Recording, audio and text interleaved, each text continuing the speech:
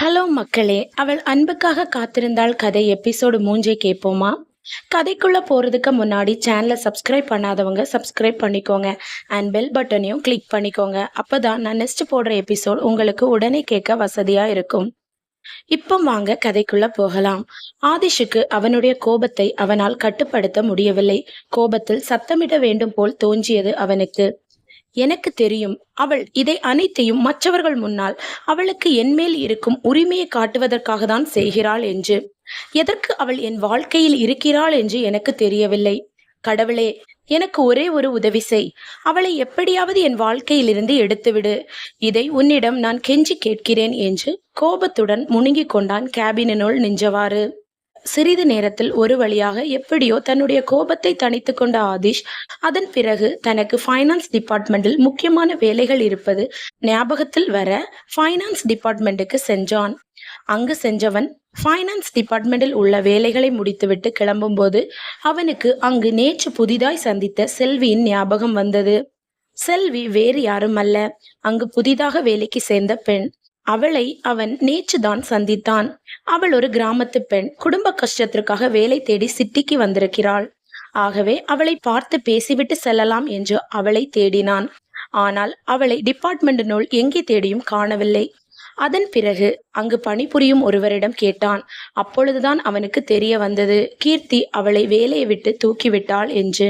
கீர்த்தி அந்த அப்பாவி பெண்ணை வேலையை விட்டு தூக்கிவிட்டாள் என்பதை அறிந்தவுடன் ஆதிஷுக்கு மிகவும் கோபம் வந்தது. ஏனென்றால் இதோடு மொத்தம் 17 பெண்களை வேலையிலிருந்து கீர்த்தி தூக்கிவிட்டாள். அதற்கெல்லாம் ஒரே ஒரு காரணம், ஆதிஷ் அவர்களிடம் பேசினான் என்பதுதான். இதுவரை அவள் செய்த எல்லாவற்றையும் அவன் பொறுத்து கொண்டான். ஏனென்றால் இதுவரை வேலைக்கு சேர்ந்த பெண்கள் எல்லோரும் நல்ல வசதி படைத்த குடும்பத்தை சேர்ந்த பெண்கள். ஆனால் செல்வி அப்படியல்ல, ஒரு எளிமையான குடும்பத்தை சேர்ந்தவள். குடும்ப கஷ்டத்திற்காக வேலைக்கு வந்தவள். அவளை இரக்கமே இல்லாமல் வேலையிலிருந்து தூக்கி இருக்கிறாளே என்று நினைத்த போது ஆதிஷுக்கு கோபம் வந்தது. அது மட்டும் அல்லாமல் அவள் இவ்வாறு செய்வது அவனுடைய நடத்தை சந்தேகப்படுமாறு இருப்பதாக அவனுக்கு தோன்றியது. அவன் என்னதான் அவர்களிடையே திருமண பந்தத்தை ஏற்றுக்கொள்ளாவிட்டாலும் அவன் திருமணத்தை தாண்டி வேறொரு உறவு வைத்திருக்க வேண்டும் என்று நினைத்ததே இல்லை. அவன் என்றைக்குமே அவனுடைய திருமண உறவுக்கு துரோகம் பண்ண நினைத்ததில்லை. கீர்த்தியை அவன் மனதார மனைவியாக ஏற்றுக்கொள்ளாவிட்டாலும் வேறு ஒரு திருமணம் செய்ய வேண்டும், வேறு ஒரு பெண்ணை நாடி செல்ல வேண்டும் என்ற எண்ணம் அவன் மனதில் எட்டியதே இல்லை. பொதுவாக அவன் மற்ற பெண்களிடம் பேசுவது கிடையாது.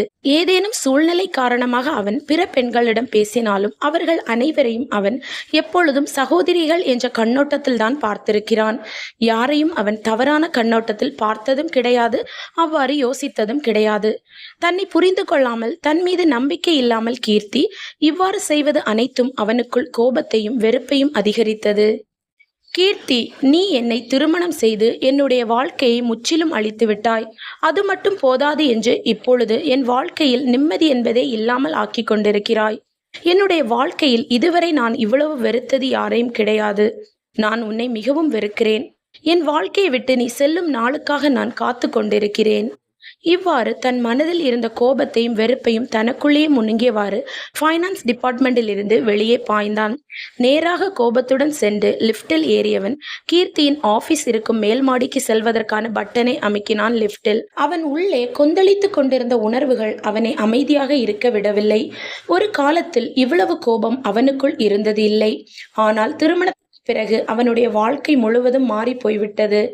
அவள் என் வாழ்க்கையை முழுவதையும் அழித்து விட்டாள் என்ற எண்ணம் அவனை தொடர்ந்து துரத்தியது. லிப்ட் மேலே செல்லும் ஒவ்வொரு நொடியும் அவன் கோபத்தை இன்னும் தீவிரப்படுத்தியது. மேல்மாடி வந்ததும் அவன் உடனே வெளியேறி அவள் ஆபீஸை நோக்கி வேகமாக நடந்தான். அவன் பாதையில் நின்ற கண்ணனை முறைத்து பார்த்தான். கண்ணன் அவளுடைய நெருங்கிய தோழன். அவள் செய்யும் ஒவ்வொரு தவறுக்கும் துணை நிற்பவன். அவர்களுக்குள் இருக்கும் நெருக்கம் மற்றும் நட்பு அனைத்தும் ஆதிஷுக்குள் வெறுப்பை மட்டும்தான் உருவாக்கி இருக்கிறது. அவன் எந்த அனுமதியும் இல்லாமல் நேராக அவள் ஆபீஸினுள் நுழைந்தான். கீர்த்தி லேப்டாப்பில் ஏதோ வேலை செய்து கொண்டிருந்தாள். அவன் உள்ளே வந்த சத்தம் கேட்டு கீர்த்தி தலையை உயர்த்தி அவனை பார்த்தாள். அவள் முகத்தில் எந்த குற்ற உணர்வும் இல்லை. மேலும் அவன் வந்ததற்கான காரணம் தெரியாதது போல் அவனை அவள் பார்த்தாள். அவள் ஏதோ அப்பாவி போல் முகத்தை வைத்திருப்பதை பார்த்தவுடன் ஆதிஷுக்கு கோபம் எல்லையை கடந்தது. அவன் சத்தமாக அவள் பெயரை அழைத்தான். கீர்த்தி. மேலும் தனக்குள்ளே எழுந்த கோபத்தை வார்த்தையால் கொட்டி தீர்க்கத் தொடங்கினான். இப்படி நடந்து கொள்ள உனக்கு கொஞ்சமாவது வெட்கமாக இல்லையா? உன் இந்த முகத்தை பார்க்கும்போது எனக்கு என்ன செய்ய வேண்டும் என்று தோன்றுகிறது என்று உனக்கு தெரியுமா? உன் கன்னம் வீங்கும் வரை அடிக்கணும் போல் தோன்றுகிறது. ஆனால் நான் அவ்வாறு செய்ய மாட்டேன். ஏனென்றால் நான் உன்னை போல் குணப்படைத்தவன் அல்ல. மற்றவர்களின் வேதனையில் சந்தோஷத்தை அனுபவிக்கும் எண்ண உடையவனும் அல்ல.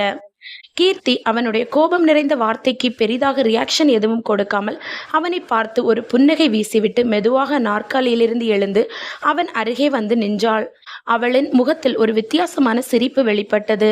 அந்த சிரிப்பில் இருந்த அகந்தையும் கிண்டலும் அவனை இன்னும் எரிச்சல் அடைய செய்தது. அவள் மெதுவாக அவனை நோக்கி சென்றாள். பரவாயில்லை ஆதிஷ், அடிங்க.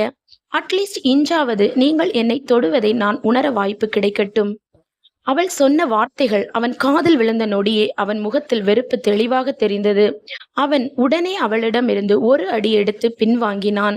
அவன் முகம் சுளுங்கி நம்ப முடியாத மாதிரி அவளை பார்த்து கேட்டான். ச்சே, ஒரு ஆணின் தொடுதலுக்கு இவ்வளவு ஏங்குகிற அளவுக்கு நீ தாழ்ந்து விட்டாயா? அவன் குரலில் இருந்த அருவருப்பு வெளிப்படையாக தெரிந்தது. அவள் அதை கேட்டதும் சிரித்தாள். அவளுடைய அந்த சிரிப்பில் அவள் வெளிப்படுத்த விரும்பாத ஒரு உணர்வும் மறைந்திருந்தது. அவள் முகத்தில் தன்னுடைய சிரிப்பை தக்க வைத்தவாறு அவனிடம் கூறினாள். நான் என்ன சொல்ல வாரேன் உங்களுக்கு எப்போதும் புரிய போவதில்லை. சரி விடுங்க, நீங்க எதுக்காக இப்ப என் ஆபீஸுக்கு வந்திருக்கிறீங்க? அவள் பேச்சில் இருந்த சாதாரண தன்மை அவனை மீண்டும் கோபம் அடைய வைத்தது. அவன் கோபத்துடன் ஏளனமாக சிரித்தவாறு அவளிடம் கேட்டான். கீர்த்தி, நீ ஒரு நல்ல பிசினஸ் உமன் தான், அதுல எனக்கு எந்த சந்தேகமும் இல்லை. ஆனால் உன்னுடைய பிசினஸ் மைண்டை என்னிடம் காட்டாதே. நான் ஏன் இங்கு வந்தேன் என்று உனக்கு தெரியாதா? அவனுடைய வார்த்தையில் இருந்த கிண்டலையும் ஏளனத்தையும் கேட்டபோது கீர்த்தி எதுவும் பேசாமல் ஒரு நொடி அவனை உற்று பார்த்தாள். ஏதோ சிந்தனையில் இருந்தது போல். பிறகு அவள் சாதாரணமாக புன்னகைத்துவிட்டு அவனிடம் கூறினாள். ஆதிஷ், நிஜமாகவே நீங்கள் என்ன பேசுகிறீர்கள் என்று எனக்கு புரியவில்லை. நீங்கள் எதற்காக இங்கு வந்திருக்கிறீர்கள் என்று காரணத்தை கூறுங்கள். இல்லையெனில் தயவு செய்து ஆபீஸை விட்டு வெளியேறுங்கள். எனக்கு நிறைய வேலை இருக்கிறது பார்ப்பதற்கு. அவளுடைய அந்த பதில் அவனை ஒரு நொடி உறைய வைத்தது. எப்படி இவள் இவ்வளவு தைரியமாக பேசுகிறாள் என்று தனக்குள்ளேயே நினைத்து கொண்டவன் அவனை ஆபீஸை விட்டு வெளியே செல்ல சொன்னது அவனுக்கு அதிர்ச்சியாகவும் ஏற்றுக்கொள்ள முடியாததாகவும் அதே நேரம் கோபம் ஊட்டுவதுமாக இருந்தது. ஆகவே அவன் கோபத்துடனும் எரிச்சலுடனும் தனக்குள்ளே முணுமுணுத்து கொண்டான். புல்டோசர், ஒரு நாள் நான் யார் என்று காட்டுவேன். அந்த நாளுக்காக காத்திரு. பிறகு அவளை உற்று பார்த்தவன் அவளிடம் கடினமான தோணியில் கேட்டான். செல்வியை ஏன் வேலையிலிருந்து நீக்கினாய்? கீர்த்தி முகத்தில் குழப்பத்துடன் அவனிடம் கேட்டாள். யார் செல்வி என்று. ஏதோ தனக்கு எதுவும் தெரியாதது போல் கீர்த்தி பேசுவதை கேட்ட ஆதிஷ் கோபத்தில் அவளை முறைத்து பார்த்தான். அவனின் பார்வையின் அர்த்தத்தை புரியாதது போல் கீர்த்தி அவனை பார்த்து கிண்டலாக சிரித்துவிட்டு அவனிடம் கேட்டாள். ஓ சரி, இப்போ புரிஞ்சுது. செல்வி ஃபைனான்ஸ் டிபார்ட்மெண்ட்ல புதுசா வேலைக்கு சேர்ந்த பெண் தானே? ஆமா, நான் தான் அவளை வேலையிலிருந்து நீக்கினேன். மேலும் அதனோடு நிறுத்தாமல் அவனது கோபத்தை பொருட்படுத்தாமல் அவனிடம் கேட்டாள். நீங்கள் எதற்கு அவளுக்காக இவ்வளவு கோபப்படுகிறீர்கள்? அவளை உங்களுக்கு அவ்வளவு பிடித்து விட்டதா? அல்லது உங்களுக்குள் இருந்த உறவு ஏதேனும் நான் துண்டித்து விட்டேனா? ஹலோ மக்களே, இதோடு எபிசோடு 3 முடிவடைகிறது. இந்த கதையை உங்களுக்கு பிடித்திருக்கிறதா என்பதை கூறுவதற்கு கமெண்டில் மறக்காதீர்கள். மீண்டும் அடுத்த எபிசோடுடன் உங்களை வந்து சந்திக்கிறேன். அதுவரை உங்களிடம் இருந்து விடை பெறுவது என்றும் அன்புடன் உங்கள் இசோரா.